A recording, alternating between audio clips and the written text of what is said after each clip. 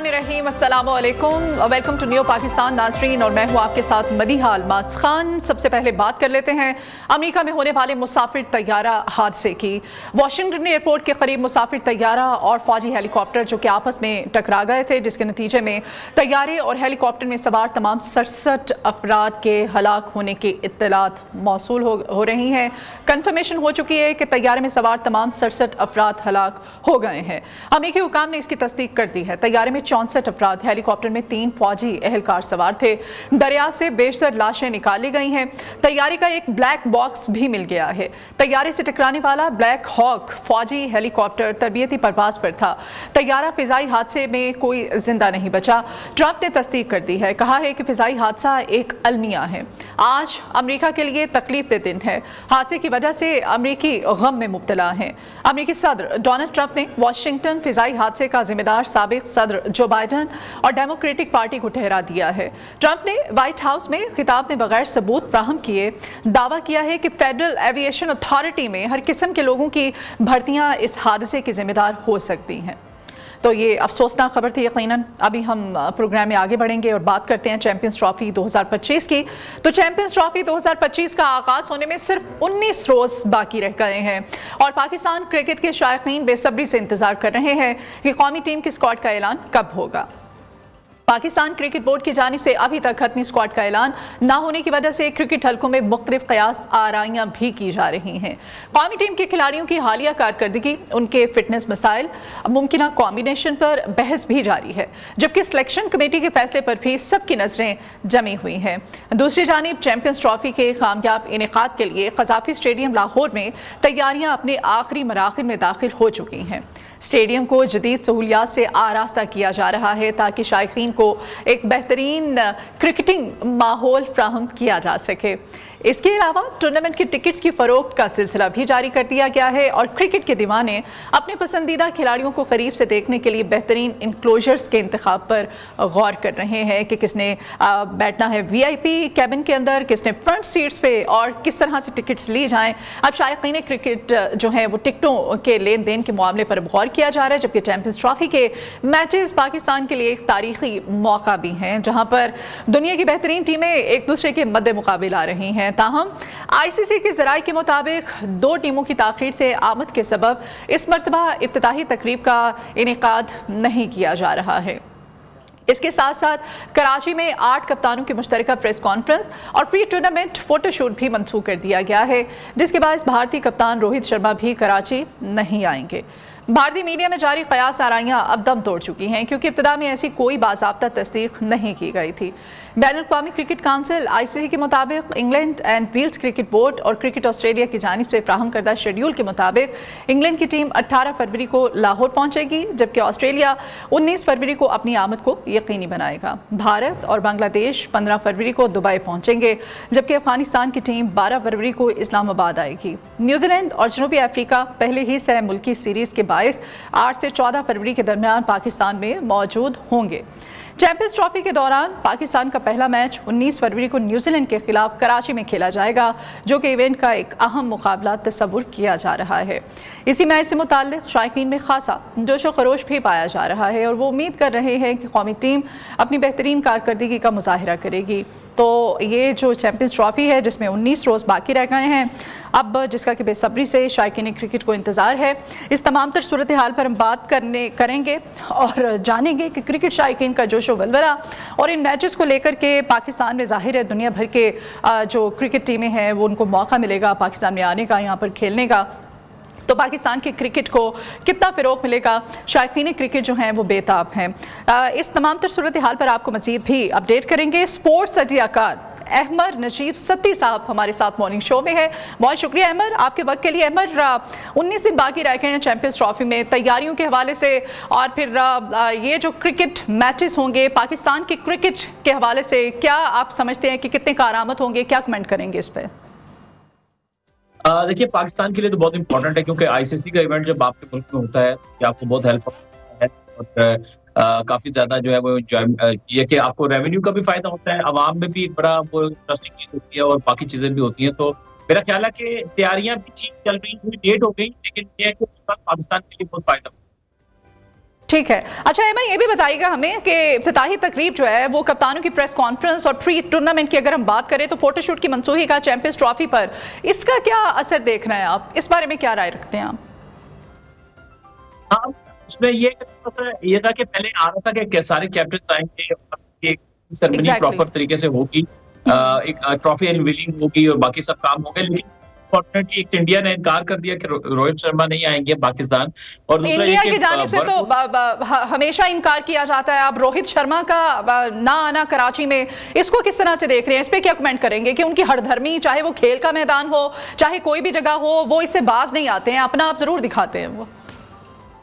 देखिए, उसमें ऐसा है कि जाहिर है जिस तरह आपने जिक्र किया कि इंडिया हमेशा जो है कोई ना कोई बहाना बनाता है। और अभी पहले एक चीजें हैं तो ये तो एक अंडरस्टूड सी बात है कि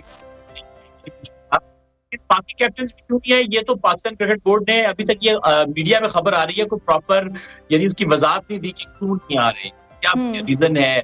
कुछ लोग कह रहे हैं कि वर्कलोड मैनेजमेंट है, कुछ लोग कह रहे हैं कि कुछ और रीजंस है, लेकिन मेरा ख्याल है आ जाते तो ज्यादा अच्छा होता है, ज्यादा अच्छा। ठीक है अहमद, ये भी बताइएगा अभी तक चैंपियंस ट्रॉफी के स्क्वाड का ऐलान नहीं हो सका, इसकी क्या वजूहात समझते हैं आप?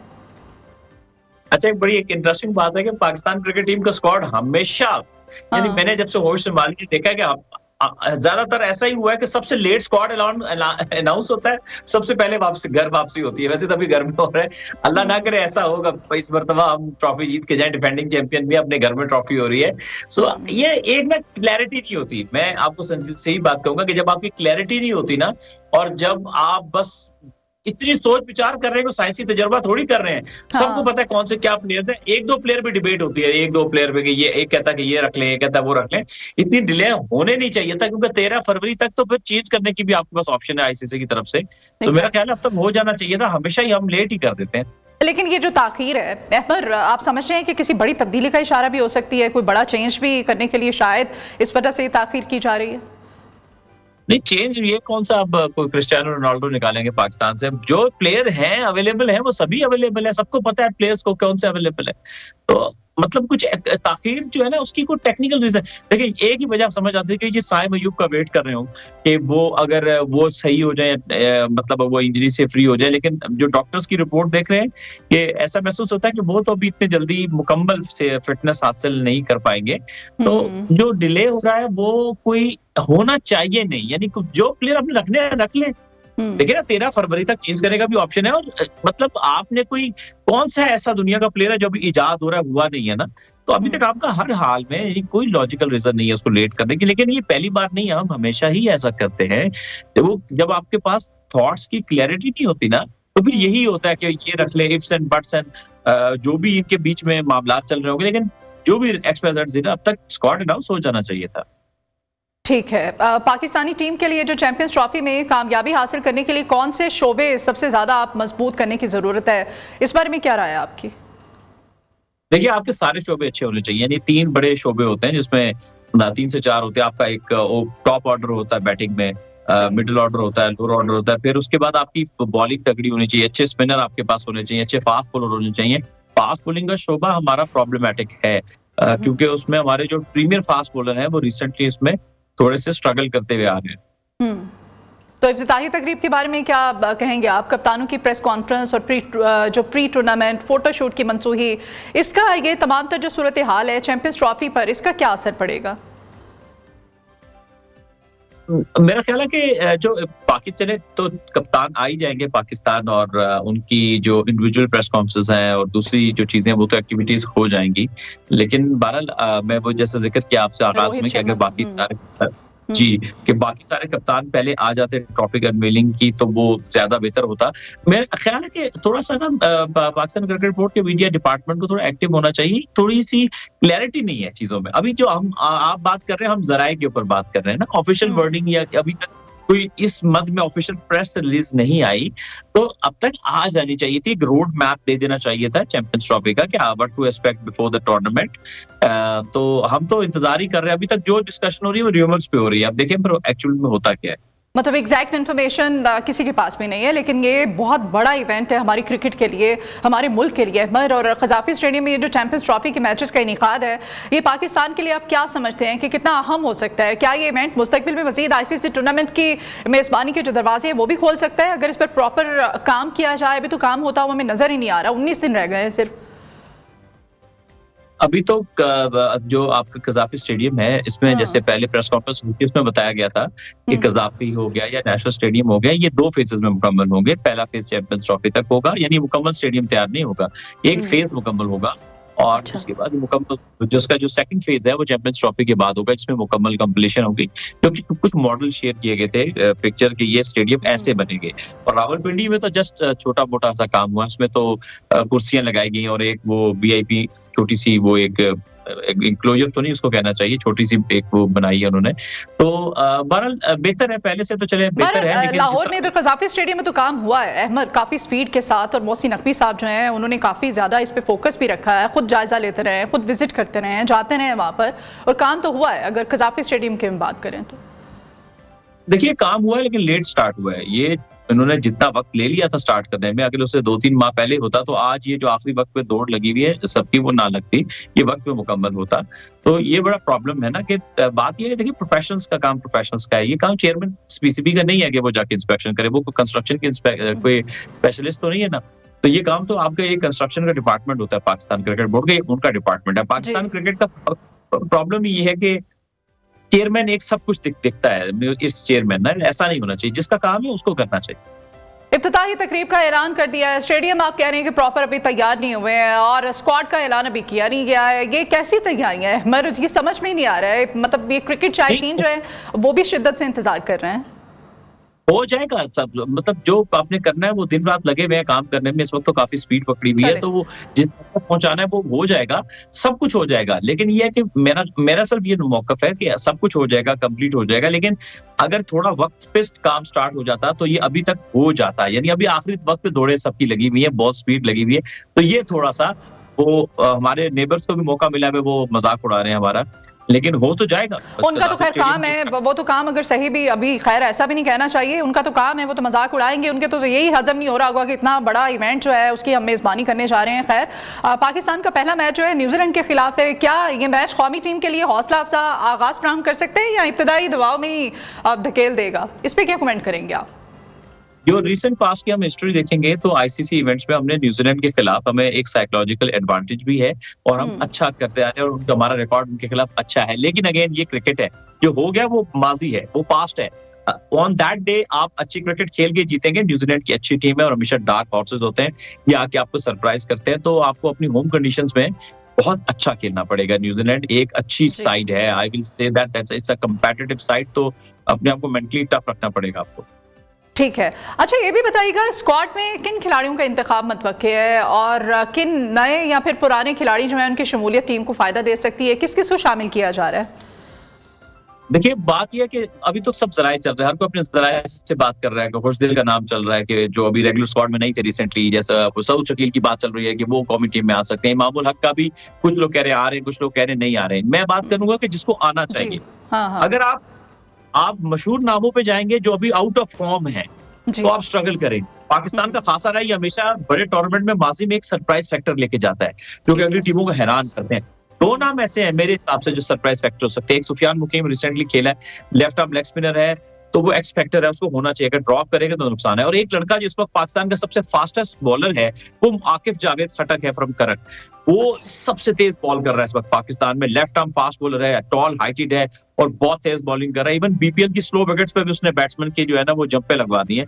तो मेरा ख्याल है कि वो एक्स फैक्टर पाकिस्तान की जो लेगेसी है उसको कंटिन्यू करना चाहिए, और आकिफ जावेद को एज एक्स फैक्टर हर हाल में सिलेक्ट होना चाहिए चैंपियंस ट्रॉफी के मेन स्क्वाड के अंदर। ठीक है अहमद, पाकिस्तान क्रिकेट टीम की जो हालिया कारकर्दगी है, अभी जो मैचेस हुए हैं टेस्ट मैचेस, इनको देखते हुए चैंपियंस ट्रॉफी में इम्कानात आपको क्या नजर आ रहे हैं कि कैसी हमारे जो क्रिकेटर्स हैं उनकी परफॉर्मेंस कैसी रहेगी?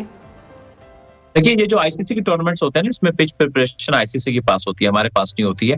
तो बाकी जो हमारी टेस्ट क्रिकेट है वो तो डेफिनेटली वो ना एक नकल वाली बात है। अच्छा ये वाला स्पिन विकेट बनाई तो जीत गया, स्पिन ही बनाओ, स्पिन ही बनाओ। तो दुनिया में कभी एक तरह की विकेट बना के कोई टीम ने ना तो अच्छी रैंकिंग हासिल की है, ना तो उसने कोई अपने मकाम बढ़ा किया है। तो ये तो बस वक्ती एक हाल होता है ना।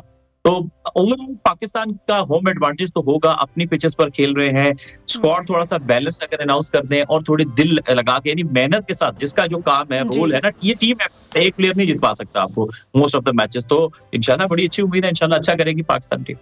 ठीक है, किन टीमों को चैंपियंस ट्रॉफी 2025 के लिए फेवरेट तस्वुर किया जा रहा है? अपनी टीम को अगर एक साइड पर रखें, और पाकिस्तान इन टीमों के खिलाफ किस हिकमत अमली के साथ मैदान में उतरना चाहिए पाकिस्तान को, क्योंकि पाकिस्तान जो है वो दिफाई चैंपियन है। तो बाकी टीमों के साथ आप किसको फेवरेट समझ रहे हैं बाकी टीम्स में? मैं आपको अपने 4 सेमीफाइनल मेरे हिसाब से जो होने चाहिए, बाकी तो अल्लाह बेहतर जाने, जिसमें ऑस्ट्रेलिया, इंग्लैंड, इंडिया और पाकिस्तान। ठीक है, ये 4 टीमें। ठीक है, अच्छा ये भी बताइएगा, पाकिस्तान क्रिकेट बोर्ड को चैंपियंस ट्रॉफी से पहले कोई वार्म अप सीरीज खेलनी चाहिए थी ताकि खिलाड़ी बेहतर तैयारी कर सकते? अच्छा, अभी एक ट्राई नेशन सीरीज हो रही है चैंपियंस ट्रॉफी से पहले, ये पाकिस्तान में हो रही है। 3 मुल्क आपस में खेलेंगे। एक तो वो ट्राई नेशन सीरीज होगी, दूसरा ये है कि हम पहले भी आज कर चुके हैं, आप जो ये 50 ओवर का टूर्नामेंट है ना, तो 50 ओवर के आपने 2 टूर्नामेंट करा दिया आज से 6 महीने पहले। एक चैंपियंस वनडे कप और उसके बाद एक डिपार्टमेंट का वनडे कप था। तो जो उसमें हुआ ये है कि ये ऐसा नहीं होना चाहिए था। हम उस वक्त भी कह रहे थे कि ये चैंपियंस वनडे कप या जो 50 ओवर का टूर्नामेंट है, ये चैंपियंस ट्रॉफी से पहले कराना चाहिए। उस वक्त 6 महीने पहले आपने 50 ओवर का टूर्नामेंट करा दिया, अभी आप फर्स्ट क्लास क्रिकेट करा रहे हैं, तो जिसकी कोई सेंस नहीं बनती। आई डोंट नो क्या सोच के कराया होगा, लेकिन बेहतर यही होता कि अगर चैंपियंस ट्रॉफी से पहले ये 50 ओवर का टूर्नामेंट होता तो हमें तैयारी में ज्यादा मदद मिलती। ठीक है जी अहमद, बहुत शुक्रिया आपके वक्त के लिए जी। स्पोर्ट्स तजियाकार अहमद नजीब सत्ती हमारे साथ थे। और चैंपियंस ट्रॉफी में 2025 का आगाज़ होने में 19 दिन बाकी रह गए हैं और 18 रोज़ हैं इसमें, और 19वें रोज़ इनका आगाज़ हो जाएगा और भरपूर तैयारियां की जा रही हैं। ऑल्दो कि इसके बावजूद हमारे स्टेडियम्स तैयार किए जा रहे हैं, हमारी टीम जो काफ़ी वार्म अप नज़र आ रही है वेलकम करने के लिए बाकी दीगर टीमों को, तैयारी हमारी भरपूर है। और अगर हम बात करें हमसाया मुल्क की, तो उसका तो काम है तनकीद करना और उनके मीडिया का काम है प्रोपेगेंडा करना, तो वो करते रहेंगे और उनको करते रहने दीजिए। आप अपनी तैयारी पूरी रखिए इस चैंपियन ट्रॉफी के लिए। अभी एक ब्रेक लेते हैं, ब्रेक के बाद दोबारा हाजिर होते हैं, आप हमारे साथ ही रहिए।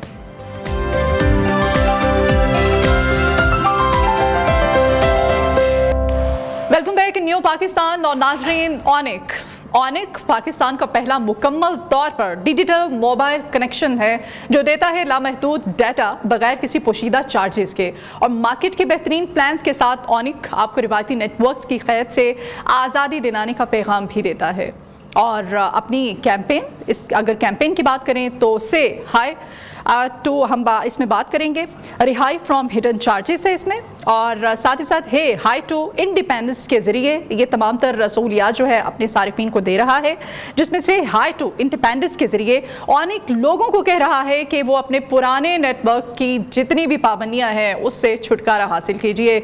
जो भी पाबंदियाँ सारिफीन को फेस करना पड़ती हैं मुख्तलिफ मोबाइल नेटवर्क के ज़रिए, जिसमें से हाई टू इंडिपेंडेंस इन तमाम मसाइल से जो कि इस वक्त जिनका आप सामना कर रहे हैं, जैसा कि रिहाई फ्रॉम हिडन चार्जेस है इसमें, रिहाई फ्रॉम डाटा लिमिट है, रिहाई फ्रॉम लाइफ विदाउट पर्क्स है, रिहाई from asking for wifi wherever you go, रिहाई from asking wifi wherever you go के साथ साथ रिहाई from turning your data off and रिहाई फ्रॉम लैग एंड बफरिंग और रिहाई फ्रॉम योर बेसिक नेटवर्क। ये तमाम प्रॉब्लम जो कि किसी भी सारिफ को, अगर हम मोबाइल डाटा कोई भी नेटवर्क यूज़ कर रहे हैं, तो ये वो पॉइंट्स है जिनका कि डेली बेसिस पे हमें सामना करना पड़ता है और हमें मुश्किलात भी फेस करनी पड़ती हैं। तो ये ऑनिक जो है ये पाकिस्तान का पहला मुकम्मल तौर पर डिजिटल मोबाइल कनेक्शन है जो कि आपको ना सिर्फ लामहदूद डाटा देता है बगैर किसी भी पोशीदा चार्जेस के, और मार्केट के जो बेहतरीन प्लान्स हैं वो भी आपको देता है। और साथ ही साथ आइए जो इसकी मोबाइल ऐप है से हाई टू इंडिपेंडेंस के जरिए ऑनिक लोगों को कह रहा है कि अपने पुराने नेटवर्क्स की पाबंदियां जितनी भी आपको फेस करनी पड़ती है, जैसे कि हम आपको बता रहे हैं, जिसमें रिहाई फ्रॉम हिडन चार्जेस है, रिहाई फ्रॉम डाटा लिमिट्स है, रिहाई फ्रॉम लाइफ विदाउट पर्क्स है, रिहाई from asking for wifi wherever you go, रिहाई from turning your data off और रिहाई फ्रॉम योर बेसिक नेटवर्क। ये तमाम वो दिक्कतें हैं जो कि हमें जिनका सामना करना पड़ता है।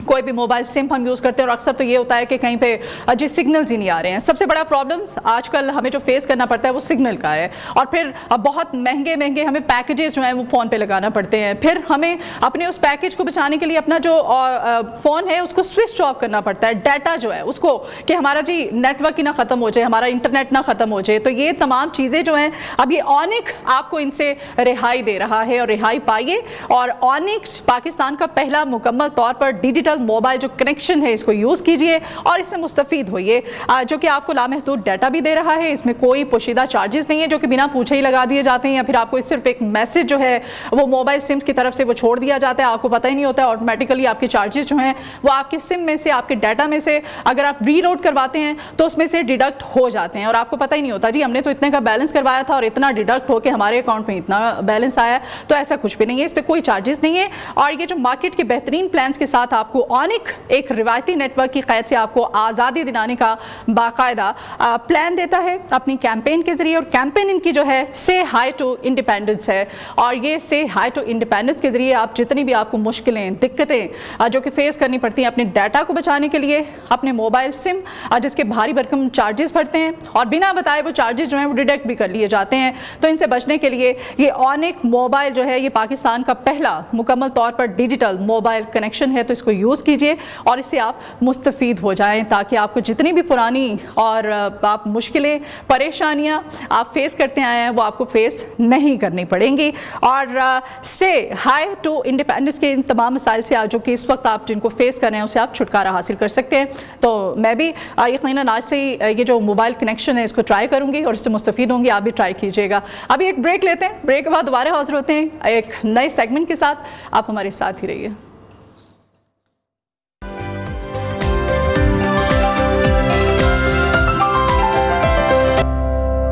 Welcome back in new Pakistan. और अभी हम बात करेंगे पाकिस्तान के मायानाज मिक्स्ड मार्शल आर्ट्स और किक बॉक्सिंग के फाइटर निसार अहमद खान साहब से, जिन्होंने शानदार कामयाबी हासिल करके पाकिस्तान का नाम आलमी सतह पर रोशन कर दिया है। निसार अहमद खान ने ताजिकिस्तान के शहर ताउस में होने वाली वर्ल्ड काई क्वेश्चन बैटल चैंपियनशिप 2025 में शानदार कारकर्दगी का मुजाहिरा करते हुए चैंपियनशिप अपने नाम कर ली है। ये तारीखी फतह निसार अहमद खान की गैर मामूली महारत, सख्त मेहनत और आज़म का नतीजा है। उन्होंने इस मुकाबले में दुनिया के बेहतरीन फाइटर्स का सामना किया और अपनी बेहतरीन टेक्निक और महारत से उन्हें शिकस्त दी। किला अब्दुल्ला बलोचिस्तान के इलाके कोलक काकोजई से ताल्लुक़ रखने वाले निसार अहमद खान इससे पहले भी पाकिस्तान के लिए कई बैनुल-अक़वामी टाइटल्स जीत चुके हैं। हाल ही में वो आज़रबाईजान में होने वाली एशियन MMA चैंपियनशिप 2025 में भी फतह हासिल कर चुके हैं। निसार अहमद खान ने अपनी कामयाबी को पाकिस्तानी अवाम के नाम करते हुए कहा है कि ये जीत सिर्फ उनकी नहीं बल्कि पूरे पाकिस्तान की है। उन्होंने नौजवानों को मार्शल आर्ट्स के मैदान में आगे बढ़ने की तरगीब दी और हुकूमत और मुतल्लिका इदारों से दरख्वास्त की कि मार्शल आर्ट्स के फ़रोग़ के लिए मज़ीद इक़दाम किए जाएँ। तो जी निसार अहमद खान साहब हमारे साथ हैं आज के इस मॉर्निंग शो में। निसार, आपको वेलकम करते हैं अपनी मॉर्निंग शो में, कैसे हैं आप? जी अल्हम्दुलिल्लाह मैं बिल्कुल ठीक हूँ और शुक्रिया, खुसूसी शुक्रिया अदा करना चाहता हूँ पाकिस्तानी अवाम का जिन्होंने इस फाइट के लिए मेरे लिए काफ़ी दुआ की है। और मेरा जो ताल्लुक है बलूचिस्तान के एक पसमानदा इलाके किला अब्दुल्ला से, और वहाँ बिल्कुल निसार, हमारी तरफ से, हमारी पूरी टीम की तरफ से, पूरी कौम की तरफ से सबसे पहले तो पाकिस्तान के लिए आपने जो बड़ी कामयाबी समेटी है इस पर हम आपको मुबारकबाद देते हैं। ये जो चैंपियनशिप है जीतने के बाद आप निसार इस वक्त कैसा फील कर रहे हैं आप? जी अल्हम्दुलिल्लाह मैं इस वक्त काफ़ी खुश हूँ और शुक्रिया अदा करना चाहता हूँ आदिल सत्तार साहब का जिन्होंने इस फाइट के लिए मेरी ट्रेनिंग कैंप कराई है और मेरा न्यूट्रिशन, मेरी डाइटिंग, मेरा फिजिक्स का ख्याल रखा है। और माइको पाकिस्तान और उसका टीम का शुक्रिया अदा करना चाहता हूँ जिन्होंने इस फाइट के लिए सपोर्ट किया है। और पूरे पाकिस्तानी आवाम का, किला अब्दुल्ला के आवाम का शुक्रिया अदा करना चाहता हूँ जिन्होंने काफ़ी दुआएं की इस फाइट के लिए। और काफ़ी मुश्किल फाइट था, काफ़ी टफ फाइट था। किक बॉक्सिंग प्रोफेशनल टाइटल था पाकिस्तान के लिए। अज़रबैजान, वहाँ के जो फाइटर है बहुत स्ट्रॉन्ग फाइटर होते हैं। हमारी ट्रेनिंग में और उनके ट्रेनिंग में बहुत फ़र्क है, लेकिन पाकिस्तानी आवाम का, पाकिस्तान का जज्बा था जिसकी बदौलत अल्हम्दुलिल्लाह मैंने इस फाइट को, इस मुकाबले को जीतकर पाकिस्तान का नाम रोशन किया। अच्छा निसार, ये भी बताइएगा इस चैंपियनशिप के दौरान आपके लिए सबसे मुश्किल फाइट कौन सी थी और आपने इसे किस तरह से फिर विन किया? जी, मुश्किलात तो बहुत है क्योंकि ट्रेनिंग कैंप में इंजरीज आती है और मुझे दुख किस बात के है कि गवर्नमेंट की तरफ से हमें कोई सपोर्ट नहीं है इस गेम के लिए। हम इतना स्ट्रगल करते हैं पाकिस्तान के लिए, इंटरनेशनली सतह पे पाकिस्तान का नाम रोशन करते हैं, लेकिन बदकिस्मती से गवर्नमेंट का कोई सपोर्ट नहीं है। काफ़ी टफ फाइट रहा है, 3 राउंड का फाइट था। बहुत स्ट्रॉन्ग फाइटर है, वहाँ के ट्रेनिंग, वहाँ के डाइटिंग, वहाँ के कैंपस जो है, जो फैसिलिटीज़ है हमारे मुकाबले में उनके बहुत ज़्यादा है, लेकिन जो वतन का जज्बा है, पाकिस्तान का जज्बा है, जो हमें उनके सामने डटे खड़े रहने देता है और जीत के लिए अल्हम्दुलिल्लाह जीतने देता है। ये पाकिस्तानी आवाम की दुआ के साथ है, जिसकी बदौलत अल्हम्दुलिल्लाह हम लोग कामयाबी हासिल करते हैं। बिल्कुल ऐसा ही है। निसार, ये भी बताएगा, ये जो मुकाबला आपने जीता है, इस मुकाबले में आपके खिलाफ कौन कौन से ममालिक के फाइटर्स जो हैं वो मैदान में थे, जिनके साथ आप लड़े और फिर आपने विन किया? जी, ये इंटरनेशनल प्रोफेशनल मेरी किक बॉक्सिंग की फ़ाइट थी। अज़रबैजान का एक बहुत अच्छा फाइटर था, उसके साथ मेरी फ़ाइट थी, तो एक ही प्रोफेशनल टाइटल फाइट थी और काफ़ी स्ट्रॉन्ग फाइट थी। उस फाइट के लिए मैंने अल्हम्दुलिल्लाह टाइगर एकेडमी थाईलैंड में ट्रेनिंग कैंप किया है 15 दिन और बहुत लोगों की दुआएं साथ थी। और उस फाइट में जाने के लिए दुआओं से, खुसूसी पाकिस्तानी आवाम से दुआओं की दरख्वास्त की है और सोशल मीडिया पे उन्होंने बहुत अपना प्यार का, जो इलाके के लोग हैं, जो पाकिस्तानी आवाम है, उन्होंने अपने सोशल मीडिया के ज़रिए काफ़ी दुआएं की है मेरे लिए और काफ़ी स्ट्रॉन्ग फाइट रहा है। ये पॉइंट ऑफ थ्रू में जीता हूँ दुआओं की दौलत से और पाकिस्तान का जज्बा था दिल में, तो बहुत स्ट्रॉन्ग फाइट रहा है और अल्हम्दुलिल्लाह पाकिस्तान के लिए कामयाबी हासिल किया है। तो आपने हाल ही में अज़रबैजान के लिए एशियन MMA चैम्पियनशिप जो है 2025 में भी कामयाबी हासिल की है। इन दोनों फतवाहत को के बारे में क्या एक्सपीरियंस, आपका तजुर्बा कैसा रहा, क्या शेयर करना चाहेंगे आप हमारे साथ? जी बिल्कुल, अल्हम्दुलिल्लाह मैं 5 time Pakistan national gold medalist हूँ और इंटरनेशनल फाइट मैंने मॉस्को में खेला है, अज़रबैजान में खेला है, थाईलैंड में वर्ल्ड चैम्पियनशिप 2024 विन किया है और एशियन MMA चैम्पियनशिप कजाकिस्तान में। तो मैंने कई इंटरनेशनल फाइट्स पाकिस्तान के लिए जीते, लेकिन मुझे हुकूमत की तरफ से कोई सपोर्ट नहीं मिला है, जिसका मुझे काफ़ी दुख है। और क्योंकि मैं एक किला अब्दुल्ला के पसमानदा इलाके, बलूचिस्तान के पसमानदा इलाके किला अब्दुल्ला से ताल्लुक़ रखता हूँ, जहाँ स्पोर्ट्स और तालीम की बहुत कमी है। हम लोग बचपन से आते हैं कराची और यहाँ पे काम और मजदूरियाँ करते हैं और उसके साथ साथ एक ऐसे स्पोर्ट्स को मैंने चूज़ किया जो अल्हम्दुलिल्लाह मुझे पहचान दिया और मैंने पाकिस्तान का नाम रोशन किया। लेकिन गवर्नमेंट को चाहिए कि हमें सपोर्ट करे ताकि हम मज़ीद इस तरह टाइटल पाकिस्तान के नाम कर सके। ठीक है, ठीक है। निसार, ये भी बताइएगा, ये ट्रेनिंग जो आपकी होती है, जितनी भी आपको इस दौरान दी गई है, ट्रेनिंग कितनी सख्त थी आपके लिए और इस जीत के लिए आपने फिर तैयारी जो है वो किस तरह से अपनी मुकम्मल की, क्या करते थे तैयारी के लिए, कुछ शेयर कीजिएगा।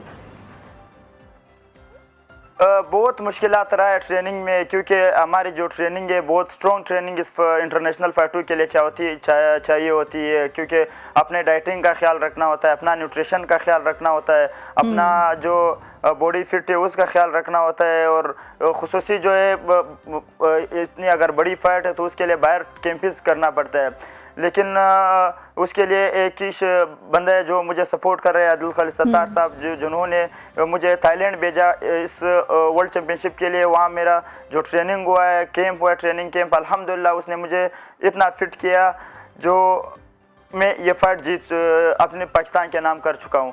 तो ये ट्रेनिंग बहुत टफ रही है, ट्रेनिंग में इंजरीज करना पड़ती है, इंजरीज आती है और मेंटली तौर पर हम इस फाइट के लिए मैंने 9 kg वेट लूज़ किया है। अच्छा। तो वेट लूज़ करना पड़ता है और अपने डाइटिंग का ख्याल करना पड़ता है, जो हम जिस तरह वो एफर्ट नहीं कर पाते। तो हमें हमेशा ये मुश्किलात रही है स्पॉन्सरशिप का। तो मैं ऑन द कैमरा आपसे यही रिक्वेस्ट करता हूँ पाकिस्तानी आवाम से, पाकिस्तानी जो प्राइवेट कंपनीज है, गवर्नमेंट से, कि हमें सपोर्ट करें।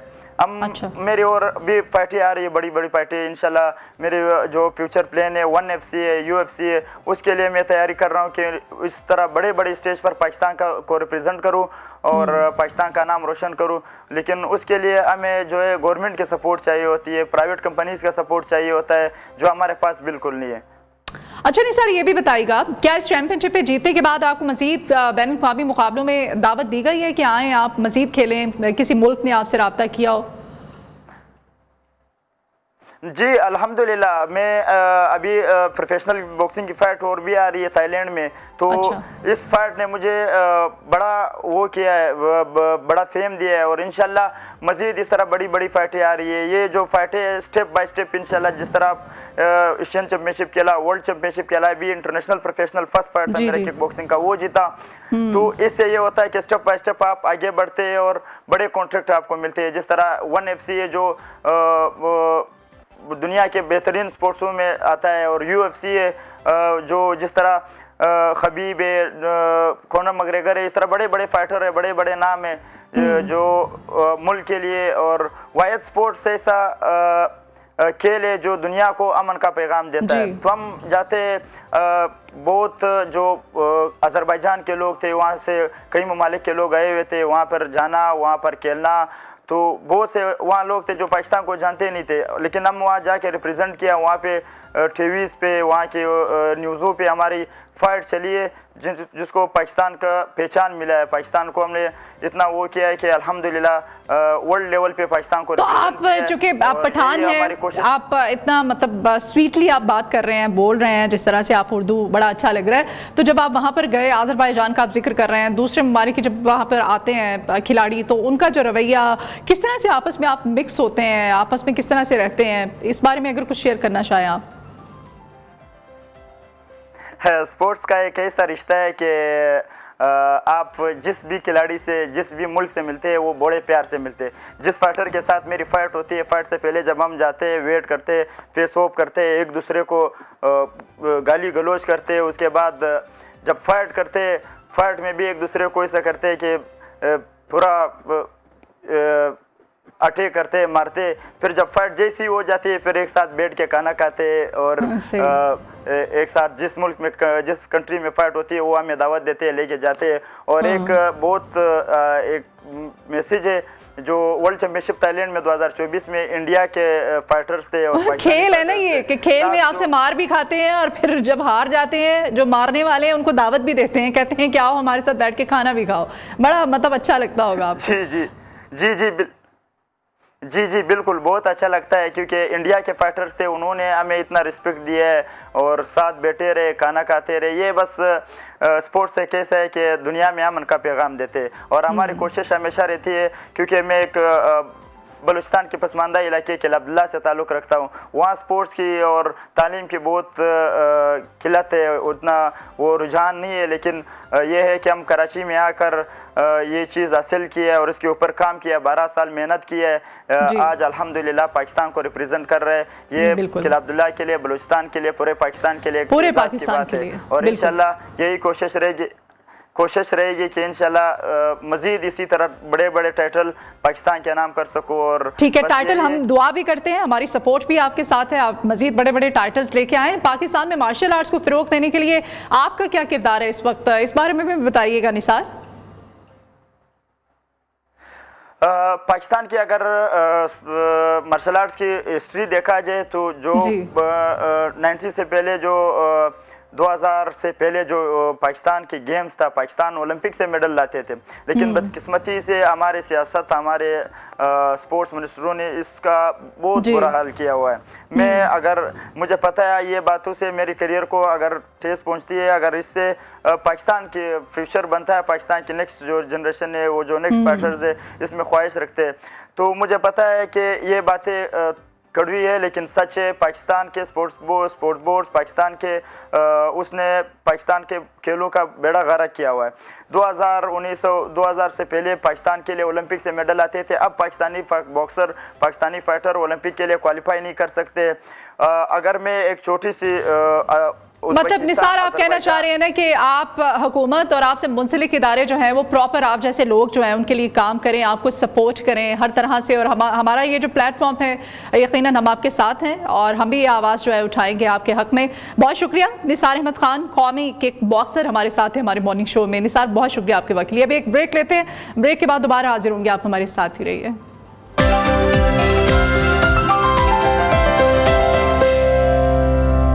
Welcome back in new Pakistan. और नाज़रीन, अभी हम बात करेंगे मतनाज़े बिल पर। पीका act, Pakistan electronic crimes act, जो कि तरमीमी बिल की सेनेट से मंजूरी ने पूरे मुल्क में एक हलचल मचा दी है। इस मतनाज़े बिल की मंजूरी के बाद सदर मुमलिकत ने भी इस पर दस्तखत कर दिए हैं, जिसके बाद ये कानून नाफिज हो चुका है, जिसके तहत सोशल मीडिया सारिफीन और सहाफ़ियों पर मज़ीद सख्त पाबंदियाँ आयद कर दी गई हैं। इसके खिलाफ मुल्क भर की सहाफ़ती बिरादरी ने शदीद एहतजाज किया है और Pakistan federal union of journalist आज यौम सियाह बनाने का ऐलान कर चुकी है, जिससे ज्वाइंट एक्शन कमेटी की मुकम्मल हिमायत भी हासिल है।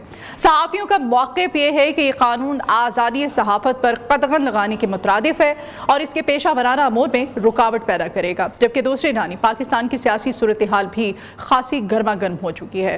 पाकिस्तान तहरीक इंसाफ ने 8 फरवरी को लाहौर के मीनार पाकिस्तान पर एक बड़े जलसे का ऐलान कर दिया है, जिसे हुकूमत के खिलाफ एक ताकतवर अवामी रद्द-ए-अमल के तौर पर पेश किया जा रहा है।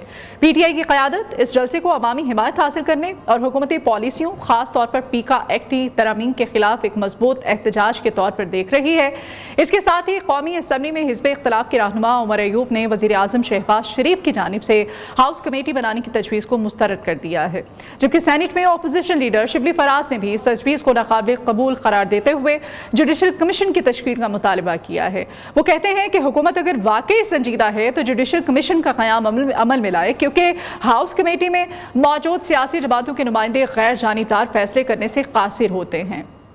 इस सारी सूरत हाल में एक अहम सवाल ये भी जन्म ले रहा है कि क्या PTI अब हुकूमत के खिलाफ बाकायदा सियासी इत्तेहाद बनाने जा रही है।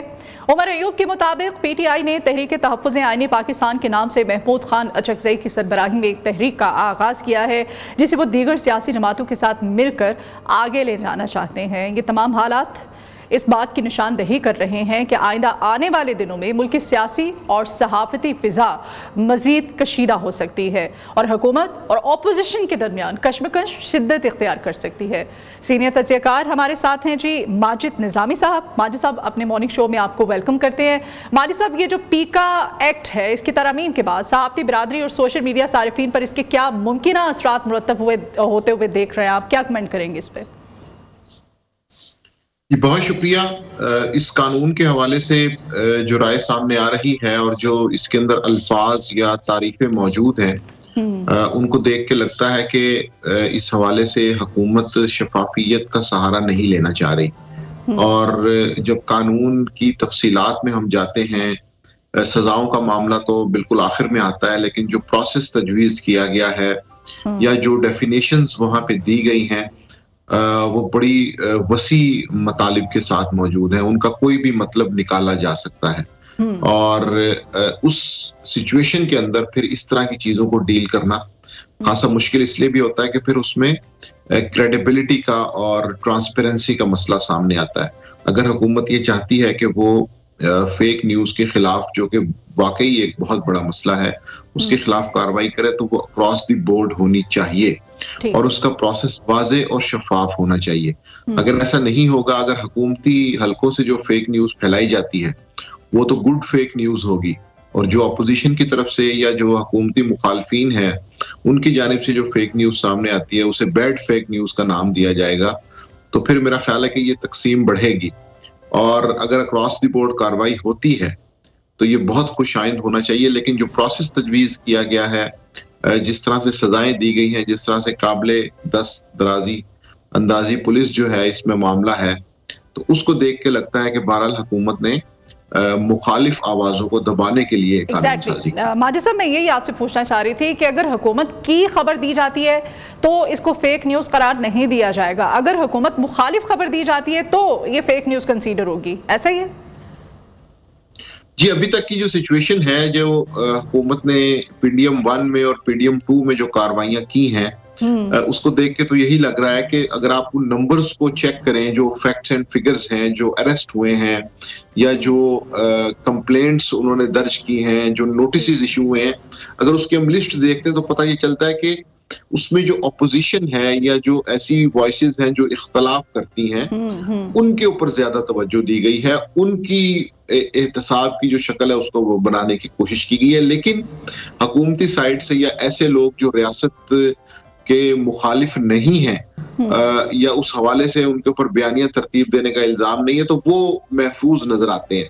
तो अभी भी इस कानून साजी के जरिए ये चीज बिल्कुल तकवीयत पकड़ रही है कि बहरहाल ये मुखालफीन को ज़ेर करने के लिए, अपोजिशन को दबाने के लिए और सहाफत के अंदर वो तमाम आवाज़ें कि जो न्यूट्रल रहते हुए सच की तरफ जाना चाहती हैं या सच सामने लेके आना चाहती हैं, उनकी आवाज को दबाने के लिए ये कानून साजी की गई। मतलब आप कहना चाह रहे हैं माजिद निजामी साहब के ये जो पीका एक्ट की तरमीम है ये आज़ादी सहाफत और आज़ादी इजहार राय पर कदगन लगाने के मुतरादिफ है?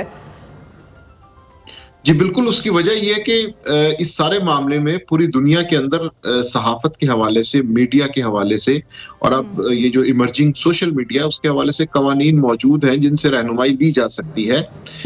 उसकी वजह यह है कि आज़ादी इजहार राय में, तनकीद में और मुखालफत में या फेक न्यूज में जो फर्क करना है वो सबसे अहम है। जब आप वो फर्क नहीं करेंगे उससे फिर शफाफियत का मसला, ट्रांसपेरेंसी का मसला सामने आता है।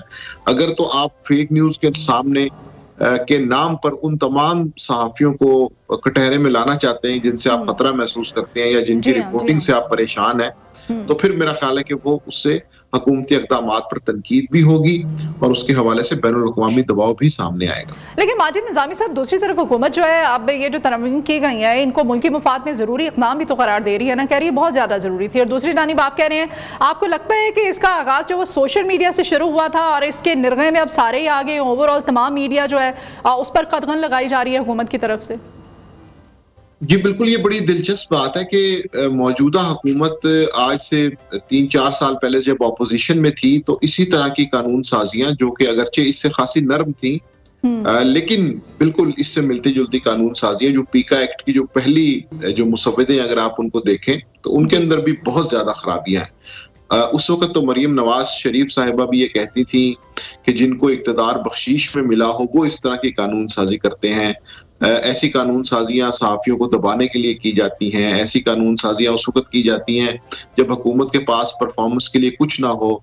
शहबाज शरीफ साहब जो इस टाइम प्राइम मिनिस्टर हैं वो कौमी असम्बली में बयान देते थे, वो सोशल मीडिया पे इजहार करते थे कि ये जो कवानीन हैं ये इनसे आज़ादी इजहार का गला दबाने की कोशिश की जा रही है। लेकिन अब चूंकि वही हुकूमत में आ चुके हैं तो अब उनका ये सारा का सारा पॉइंट ऑफ व्यू बदल चुका है। जो तहरीक इंसाफ है जो उस वक्त इस सारे मामले को डिफेंड कर रही होती थी वो अब इसकी मुखालफत कर रही है। तो मैं समझता हूँ कि ये चीजें अगर ये इसी तरह एक सर्कल चलता रहेगा कि अगर आप अपोजिशन में हैं तो आपके असूल और हैं, अगर आप गवर्नमेंट में आ गए हैं तो फिर आपके असूल बदल जाएंगे, तो फिर इससे सिस्टम की या रियासत की, मुआशरे की बेहतरी नहीं होगी बल्कि उसकी तबाही की तरफ जाने के ज्यादा इम्कानात मौजूद हैं। तो फिर इसका हल क्या निकलता हुआ देख रहे हैं माजिद साहब आप? क्योंकि अगर कोई भी हुकूमत है तो अपनी मर्जी की तरमीम लाएगी और जो अपोजिशन है फिर वो सहाफ़ियों के साथ खड़ी हो जाएगी, उनकी हिमायत करेगी। जैसे कि आपने गुज़श्ता दौर की भी बात की, अभी मौजूदा दौर हुकूमत की आप बात कर रहे हैं, तो फिर सहाफ़ियों को ऐसी सूरत हाल में क्या किरदार अदा करना होगा? सहाफ़ियों की अपनी भी तो कुछ स्ट्रेटजी होनी चाहिए ना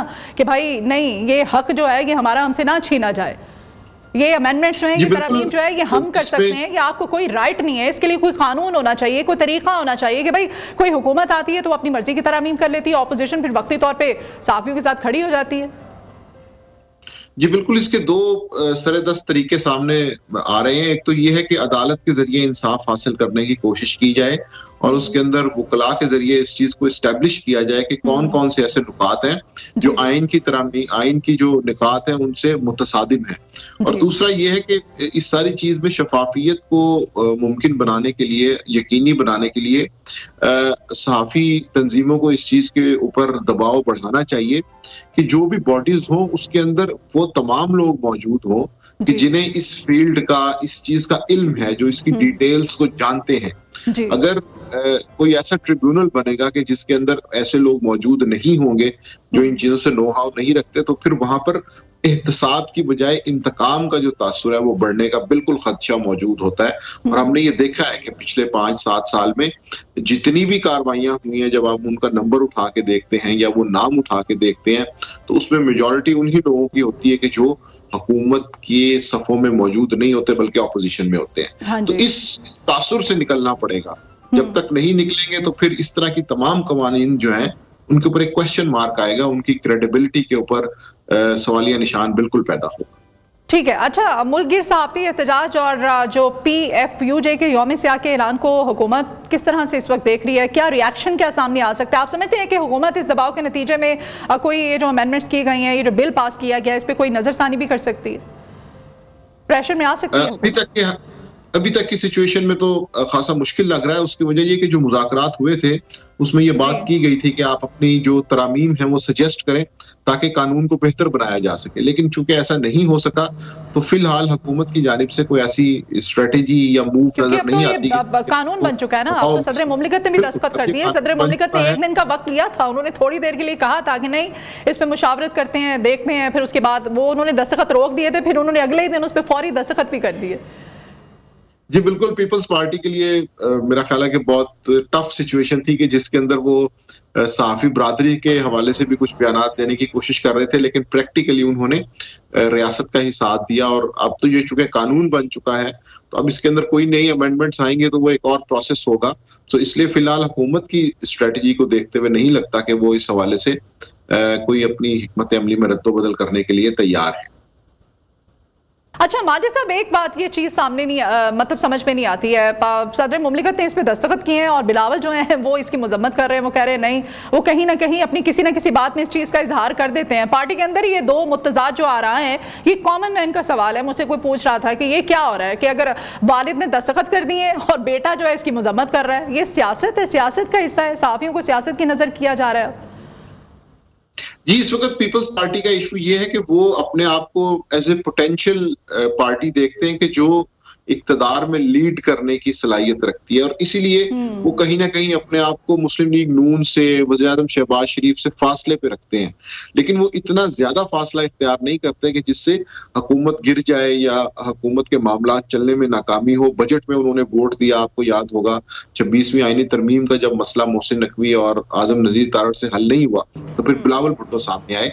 लेकिन इसके साथ साथ वो ये तासुर भी कायम रखना चाहते हैं कि चूंकि हम इंतजामी पोजीशंस पे नहीं हैं तो इसलिए हमारा एक अलग पॉइंट ऑफ व्यू है, क्योंकि वो ये देखते हैं कि बिलावल भुट्टो जरदारी एक आइंदा वज़ीर-ए-आज़म के तौर पे या आइंदा जमात के लीडिंग रोल के तौर पे वो उन्हें देखना चाहते हैं। इसलिए वो अपनी स्ट्रेटेजी साथ लेके चलते हैं कि जिसके अंदर वो फिलहाल तो नाकाम हो रहे हैं, उन्हें इस चीज में कामयाबी नहीं मिल रही। लेकिन बिलावल जो है कहीं ना कहीं बड़े अच्छे तरीके से, मतलब दो नैरेटिव इस वक्त पाकिस्तान पीपल्स पार्टी ने सामने रखती ना आवाम के, कि वो अपनी सियासत को, अपने फ्यूचर को भी सिक्योर कर रहे हैं कि भाई मैं सहाफियों से कहूंगा कि मैंने मजम्मत की थी इस कानून की, मैंने कहा था इस बिल की, अब भाई नहीं माने, उन्होंने दस्तखत कर दिए।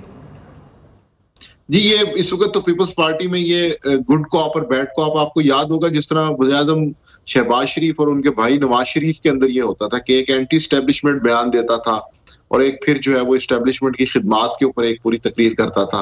तो ये गुड कॉप और बैड कॉप का जो सिलसिला अभी इस वक्त पीपल्स पार्टी में है कि बिलावल भुट्टो जो है वो ऐसी बातें करते हैं जो आवाम को अट्रैक्ट कर सकती हैं, जबकि आसिफ अली जरदारी और उनके जो गवर्नर्स हैं वो स्टेट और हुकूमत की पॉलिसियों को लेके आगे चल रहे हैं।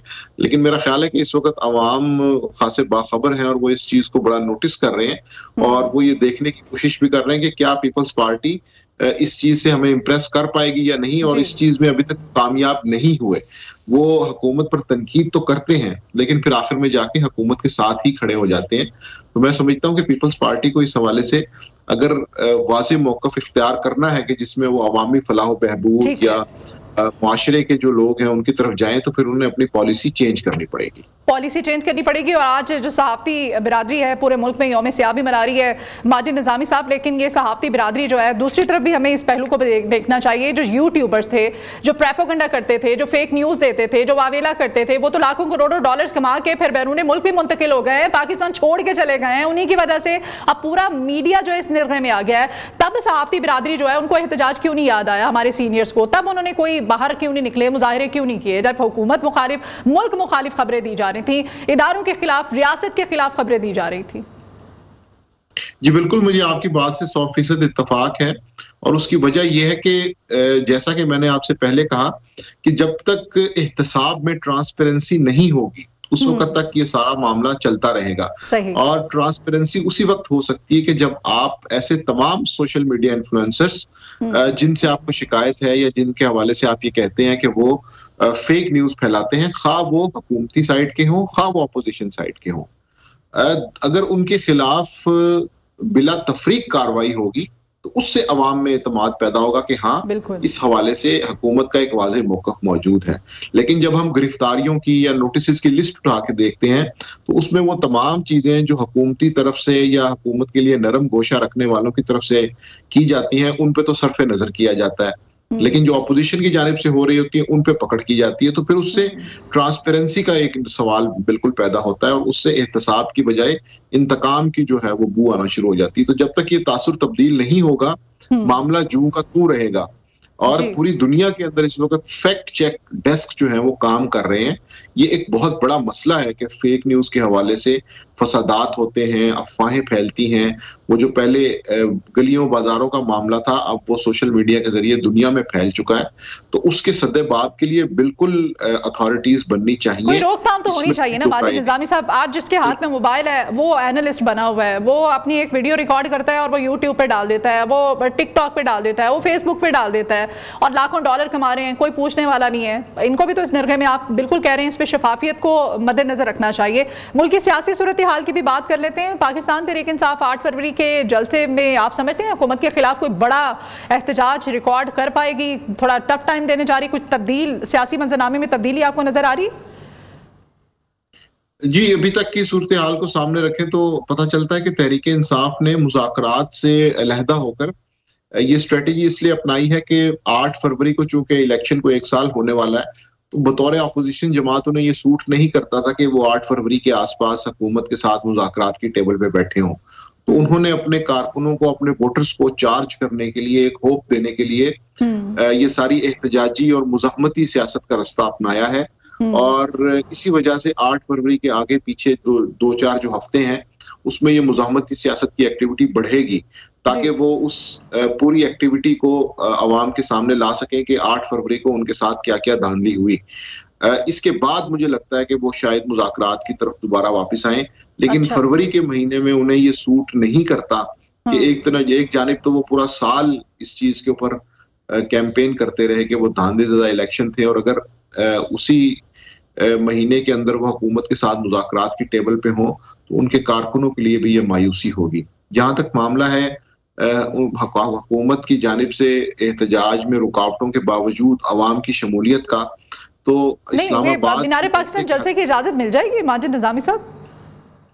जी, अभी तक तो मुश्किल लग रहा है। उसकी वजह यह है कि पंजाब के अंदर तहरीक इंसाफ को वो स्पेस नहीं मिल रही, और तहरीक इंसाफ का पंजाब के अंदर से ही ये मसला बिल्कुल पार्टी के अंदर डिस्कस हो रहा है कि यहाँ पर ऐसी कौन सी स्ट्रेटेजी अपनाई जाए कि जिससे कारकुनों को हौसला मिले। लेकिन जो सिचुएशन है उसको देखते हुए, पीटीआई की तंजीम को देखते हुए भी लगता है, और हुकूमत की जो स्ट्रेटेजी है उसको भी देखते हुए लगता है कि खासा मुश्किल होगा और कोई बड़ा एहतजाज उस तरह से रिकॉर्ड नहीं करवाया जा सकेगा।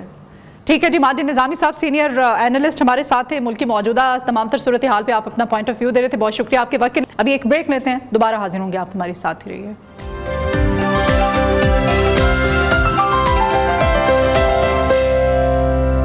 Welcome back in new Pakistan. और नाज़रीन, हमारा जो अभी सेगमेंट है ये है मोटापा। मोटापा आज के दौर का एक बड़ा मसला बनता जा रहा है, जिसकी बड़ी वजूहात में गैर मुतवाज़न खुराक है, जिस्मानी सरगर्मियों की कमी है, गैर सेहत बख्श तर्ज ज़िंदगी भी इसमें शामिल है। इजाफी वज़न न सिर्फ ज़ाहरी शख्सियत पर असरअंदाज होता है, बल्कि ये दिल की बीमारियों, ज़ियाबतीस, ब्लड प्रेशर और दीगर कई सेहत के मसाइल का सबब भी बन सकता है। वज़न कम करने के लिए मुख्तलिफ तरीक़े आजमाए जाते हैं, लेकिन सबसे मुअस्सर और कुदरती तरीक़ा सेहत बख्श ग़िज़ा का इंतखाब है। इस हवाले से सब्जियां एक बेहतरीन ऑप्शन साबित हो सकती हैं, क्योंकि ये कम कैलोरीज, ज़्यादा फाइबर और अहम वाइटामिन मिनरल से भरपूर होती हैं। सब्जियां ना सिर्फ हाजमा बेहतर बनाती हैं हमारा, बल्कि हमारे जिस्म के अंदर गैर ज़रूरी जो चर्बी होती है उसको कम करने में भी मददगार साबित होती हैं।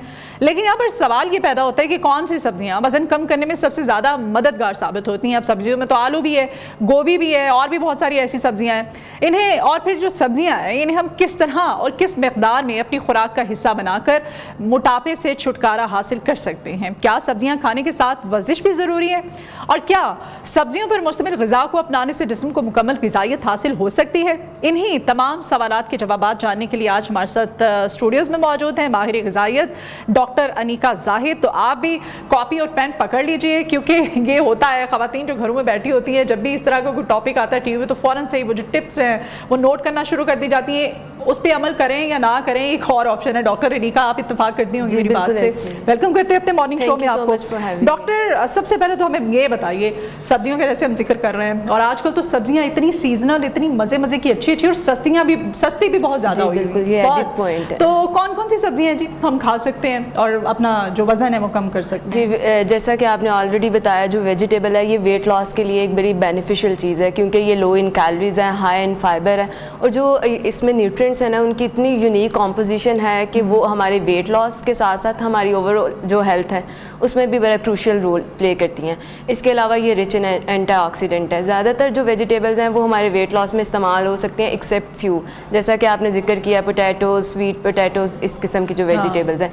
इसके अलावा अगर हम पर्टिकुलरली बात करें कि वेट लॉस में हमें कौन सी ऐसी वेजिटेबल्स है जो खाकर हम अपने वेट लॉस जर्नी को स्मूथ कर सकते हैं, तो इसमें स्पिनच है, क्योंकि उसमें हाई फाइबर कंटेंट है और वाटर कंटेंट अच्छी खासी अमाउंट में है। इसके अलावा हमारे पास क्यूकम्बर है, अगेन उसमें भी हाई फाइबर कंटेंट है, वाटर कंटेंट भी अच्छी खासी मिकदार में। फिर हमारे पास लेमन है, कैबिज है, ये वो सब्जियां हैं जो हम जी बिल्कुल, कैप्सिकम, कैबिज, लेमन, स्पिनच, इन सब्जियों का इस्तेमाल करके हम अपने वेट लॉस जर्नी को बहुत स्मूथ कर सकते हैं। और इनके मल्टीपल वेज हैं। आप इन्हें सैलेड कैबिज में भी यहाँ पे हम अपने नाज़रीन को बता दें कि दो, एक तो बंद गोभी जी, एक बंद गोभी है और एक फूल गोभी है, तो आप दोनों का इस्तेमाल कर सकते हैं। लेकिन जो बंद गोभी है ये आपको रॉ फॉर्म में ज़्यादा इफेक्टिव है, क्योंकि जब आप रॉ फॉर्म में लेते हैं ना वेजिटेबल को, तो एक तो उसका जो फाइबर कंटेंट होता है वो प्रिजर्व्ड होता है, वाटर कंटेंट प्रिजर्व्ड होता है, और बहुत सारे जो हीट सेंसिटिव न्यूट्रिएंट्स होते हैं वो भी बच जाते हैं। तो दिस इज़ हाउ कि वो आपकी वेट लॉस जर्नी में आपको ज़्यादा हेल्पफुल साबित हो सकती है। फिर सेकेंडली ये कि आपको फीलिंग ऑफ फुलनेस आ जाती है, मतलब जब आप रॉ फॉर्म में लेते हैं उसकी स्ट्राइटी वैल्यू ज़्यादा होती है। फिर अगर हम कैलोरीज़ की बात करें तो वो भी हमें कम कैलोरीज़ मिलती हैं अगर ज़्यादा खाएँ। लेट्स सपोज ज़्यादातर वेजिटेबल्स ऐसे हैं कि अगर आप 1 कप लेते हैं, जो कि 1 सर्विंग होती है, तो वो 1 सर्विंग कंसीडर होती है रॉ फॉर्म में। जब आप कुक फॉर्म में लेते हैं तो वो हाफ कप 1 सर्विंग कंसीडर होती है। तो दिस इज हाउ कि 1 कप लेने से आपको एक फीलिंग ऑफ फुलनेस भी आ जाएगी, सेटिस्फेक्शन भी हो जाएगी। मतलब ये नहीं है कि अब आजकल सीजन भी है, गोभी जो है वो मार्केट में बड़ी अच्छी और खूबसूरत फ्रेश आई है, तो इसका मतलब ये नहीं कि गोभी पका लें आप ढेर सारी और फिर खाते चले जाएं, पराठों में लगा लें, इस फॉर्म में नहीं लेनी। जी बिल्कुल, जो कुकिंग मेथड है वो बहुत मैटर करता है। देखें, जब तक आपको कोई डिजीज़ नहीं है, ठीक है, आप डिजीज़ फ्री, आपने वेट लॉस करना है या वेट गेन करना है, तो कोई भी नेचुरल फूड हम आपको मना नहीं कर सकते। लेकिन उसमें जो चीज़ आपने कंसीडर करनी होती है वो पोर्शन साइज़ होता है, कि पोर्शन साइज़ और कुकिंग मेथड।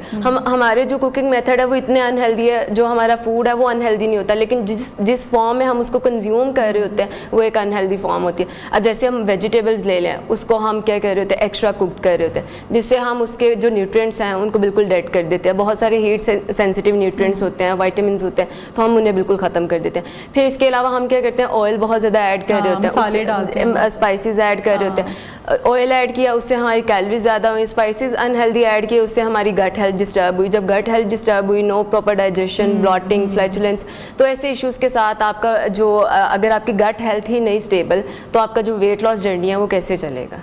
अच्छा, सब्जियां जो आप कह रही हैं कि बहुत ज़्यादा इनको पकाना नहीं है, जी कच्ची अगर हम खाएं तो वो ज़्यादा इफेक्टिव है, या आप बॉयल कर लें हल्का सा, इस बारे में क्या? अच्छा, ये जो डिसीजन है कि हमने उन्हें कुकड लेना है या अनकुक्ड लेना है, नहीं खाई जाती हैं सैलेड, कच्ची सब्जियां खाना, तो उसको वो सॉटे ले सकते हैं, स्टीम करके ले लें, उसको ग्रिल कर लें, रोस्ट कर लें, ठीक है, ये एक बेहतर ऑप्शन है। देखें, दोनों तरह से जो वेजिटेबल्स हैं वो इक्वली बेनिफिशियल है, ठीक है, हाफ कुक कर लें। लेकिन वो वेजिटेबल्स जो कि हम सैलड के तौर पर इस्तेमाल कर सकते हैं, इट्स बेटर कि आप उन्हें रॉ फॉर्म में ले लें, ठीक है।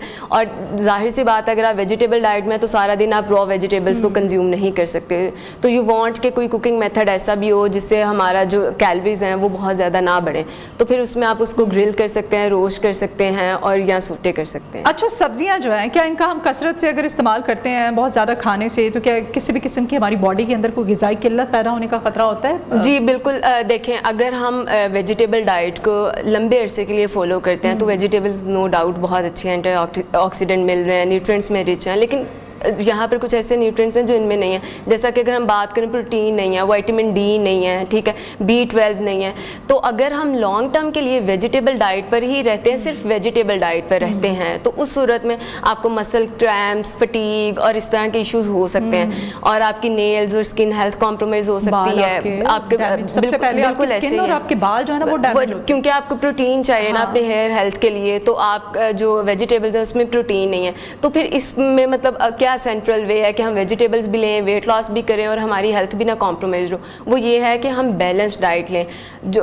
जो भी हम डाइट कर रहे हैं उसमें सिंगल न्यूट्रिएंट ना, मतलब सिर्फ वेजिटेबल्स ना, हमें ये चीज़ें तो मिल गई, ये तो अच्छी हैं, ये न्यूट्रिएंट्स मिल गए, ठीक है, इसके साथ जो बाकी के न्यूट्रिएंट्स हैं जो कि हम लैग कर रहे हैं वेजिटेबल डाइट में, हमारी डाइट में वो भी होने चाहिए। ठीक है, आप क्या मतलब कोई डाइट चार्ट हमें दें, बताएं हम कि अपने नाश्ते से इसका अगर आगाज़ करना चाहते हैं अपने वेट को कम करने के लिए, तो किस तरह से सब्जियां भी लें, बाकी अंडा भी, दूध भी, उसमें प्रोटीन के लिए हमें क्या क्या लेना चाहिए इसके साथ? ठीक है, जो अगर बेस्ट डाइट प्लान की हम बात करें जिससे हमारी हेल्थ भी ना कॉम्प्रोमाइज़ हो, वी ऑल नो कि वो है जो कि एक बैलेंस डाइट है जिसमें हमारे सब न्यूट्रिएंट्स हैं, मैक्रोज भी हैं, माइक्रोज भी हैं। तो इसमें अगर डाइट चार्ट की बात करें तो जो अच्छे वाला डाइट प्लान है जो कि आपके लिए बहुत बेनिफिशियल और आपको सूट भी करेगा, वो वही है कस्टमाइज, जिसमें आपकी हेल्थ को कंसीडर किया जाए, आपकी एज है, जेंडर है, आपके बाकी के हेल्थ इश्यूज़ हैं उनको, और आपके वेट को, आपकी करंट हाइट को, इन चीज़ों को कंसीडर किया जाए। लेकिन ऑन एन जनरल बेसिस अगर हम बात करें तो आप अपने डाइट प्लान का इस तरह से आगाज़ कर सकते हैं, जैसा कि आपका प्री ब्रेकफास्ट स्नैक है उसमें आप हर्बल टी लें। वो हर्बल टी कोई भी हो सकती है, जैसा कि 1 कप नीम गर्म पानी में आप सिनेमन पाउडर ऐड कर लें, आप क्यूमिन सीड्स ऐड कर लें, और ये जो सिलेक्शन है ये अगेन आपकी हेल्थ स्टेटस के अकॉर्डिंगली होगी।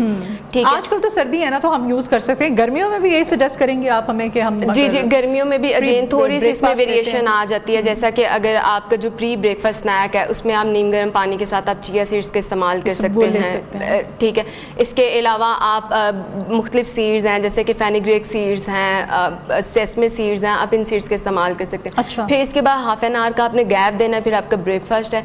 ब्रेकफास्ट में आप जो बेहतर चीज़ है वो ये है कि आप 1 अंडे का इस्तेमाल करें, उसके साथ 1 ब्राउन ब्रेड का स्लाइस ले लें या 1 मीडियम साइज़ की चपाती ले लें। अगेन वो जो चपाती है वो होल ग्रेन होनी चाहिए, और जो अंडा है यहाँ पर भी कुकिंग मेथड आ गया। हाँ। आप अगर उसको फ्राई कर रहे हैं तो उसकी कैलोरीज तो ऑयल डाल के ढेर सारा उसको फ्राई नहीं करना आपने। बिल्कुल, आप उसको बॉयल लें। बॉयल अंडे लेने का क्या फ़ायदा होगा, एक तो आपको उससे प्रोटीन भी मिलेगी, जब आपके ब्रेकफास्ट में प्रोटीन होती है तो जो आपकी कैलोरीज हैं वो बर्न होती है, आपको फीलिंग ऑफ फुलनेस आती है और आपका जो लीन मैस है वो बिल्ड होना शुरू हो जाता है। और सेकेंडली बॉयल अंडा स्पेसिफिकली इस्तेमाल करने से क्या होता है कि आपकी जो भूख है ना वो कम हो जाती है। आपने अक्सर लोगों को ये कहते हुए भी सुना होगा, नाश्ते में अंडे खाने के बाद भूख बहुत कम लगती है, कुछ खाने का नहीं दिल चाहता।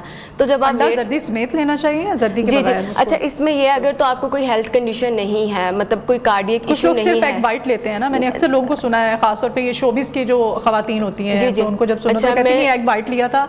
इसमें मैं करेक्शन कर देती हूँ, होल एग ज़्यादा बेनिफिशियल है, जो आपके ज़्यादा न्यूट्रिएंट्स हैं वो तो योक में है। हाँ, कोलेस्ट्रॉल की अमाउंट ज़्यादा है तो आप बाकी की डाइट को जो है वो मेंटेन करें। हम क्या कर रहे होते हैं, अंडे की जर्दी छोड़ देंगे और एक टाइम जंक खा लेंगे, एक टाइम फास्ट खा लेंगे, जो कुकिंग मेथड आपका अब मैदा ही नहीं होगा, फिल नहीं होगा, स्टमक एम्प्टी स्टमक होंगे, आपको भूख लगेगी बार बार, तो फिर आप कुछ ना कुछ तो गलत मतलब खाएंगे। जी जी, बिल्कुल ऐसे ही है। और अंडा लेने का ये भी तो एक फ़ायदा ना, जब आप नाश्ते में प्रोटीन कंज्यूम कर रहे होते हैं तो उससे आपको अननेसेसरी क्रेविंग्स नहीं होती।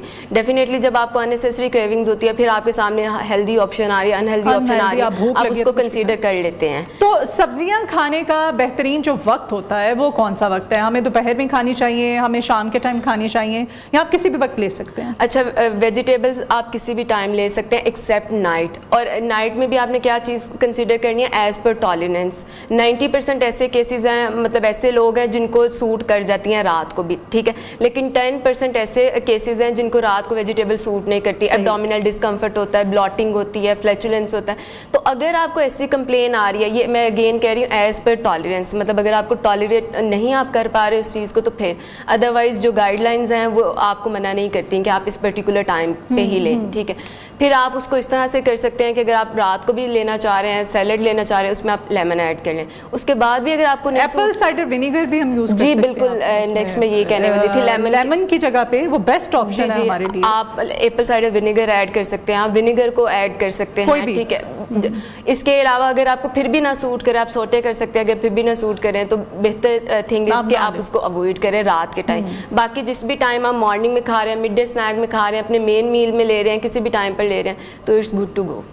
कैप्सिकम कुछ लोग अगर खाते हैं सैलेड में, वैसे तो टेस्ट पे भी ज़ाहिर इतना अच्छा उसकी होती है, और लेकिन खाने से फिर उनको एसिडिटी का इशू हो जाता है, तो कैप्सिकम को अगर हम थोड़ा सा पका लें तो वो भी वेट लॉस के लिए अच्छी जी जी बिल्कुल। अगर तो आपको कोई ऐसा इशू आ रहा है डाइजेशन से रिलेटेड या बायो अवेलेबिलिटी से रिलेटेड, ठीक है, तो या पैलेटेबिलिटी से यानी कि टेस्ट से रिलेटेड कोई इशू आ रहा है तो आप उसको कुक कर सकते हैं। लेकिन अगेन जो कुकिंग मेथड है वो थोड़ा सा अच्छे वाला जो हमने ऑलरेडी डिस्कस किया। प्रेशर कुकर में उसको डाल के फटाफट पका के ओवर कुक करके आपने उस मेथड मेथड में कोई फायदा नहीं है, उसका बिल्कुल कोई फायदा नहीं है। ठीक है, ऑलिव ऑयल भी हम उसमें ऐड कर सकते हैं, उसमें कोकोनट ऑयल, मैंने अक्सर लोगों को सुना है कि अगर हम सुबह ब्लैक कॉफ़ी लेते हैं ब्रेकफास्ट में, तो उसमें अगर हम कोकोनट ऑयल का अगर 1 चम्मच ऐड कर लेते हैं तो कहते हैं कि बड़ा वो भी फायदेमंद होता है वेट लॉस। जी बिल्कुल, आपके वेट लॉस में कोकोनट ऑयल बहुत बेनिफिशियल है, ठीक है, लेकिन अगेन इसको भी हम लॉन्ग टर्म भी ले सकते हैं। जी बिल्कुल आप ले सकते हैं, लेकिन जो देसी घी है वो सैचुरेटेड फैट है। अच्छा। यहाँ पर जो उसका पोर्शन साइज है ना, उसको कंसीडर करना बहुत ज़रूरी है। वो मॉडरेशन में आप ले सकते हैं और बिल्कुल ले सकते हैं।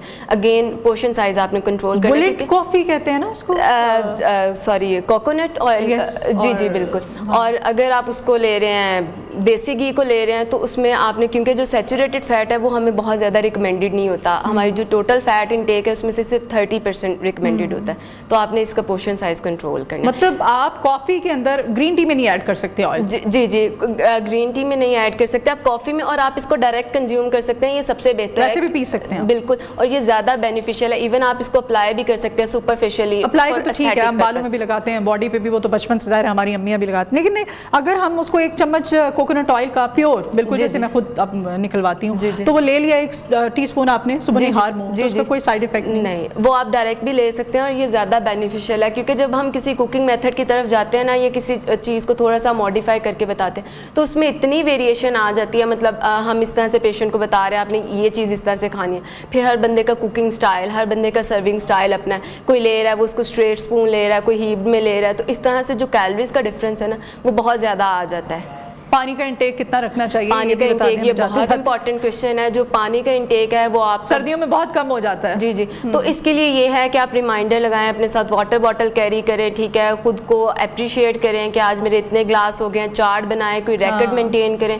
तो ये वो टिप्स हैं जिनसे आपका जो वाटर इंटेक है वो मेंटेन रहेगा। वाटर बॉटल्स हम कैरी भी करते हैं, लेके भी आते हैं, बड़ी खूबसूरत और महंगी वाली परचेज भी करते हैं, लेकिन वो हम पानी पीते नहीं, जैसे ही उठा के लेके आते हैं घर से वापसी पे, वैसे ही उठा के वापस भी ले जाते हैं। तो आप कोई फ्लेवर ऐड कर सकते हैं उसमें, उसका test. Thank you so very much doctor Anika ji आज हमारे साथ, और बड़ी आपने हमें मुफीद बातें बताई किस तरह से हम सब्जियों का ज़्यादा से ज़्यादा इस्तेमाल करके किस फॉर्म में अपने वेट को कम कर सकते हैं और ख़ुद को खूबसूरत बना सकते हैं। तो इजाज़त दीजिए आज के मॉर्निंग शो से, अपना बहुत ख्याल रखिएगा, अल्लाह हाफ़िज़।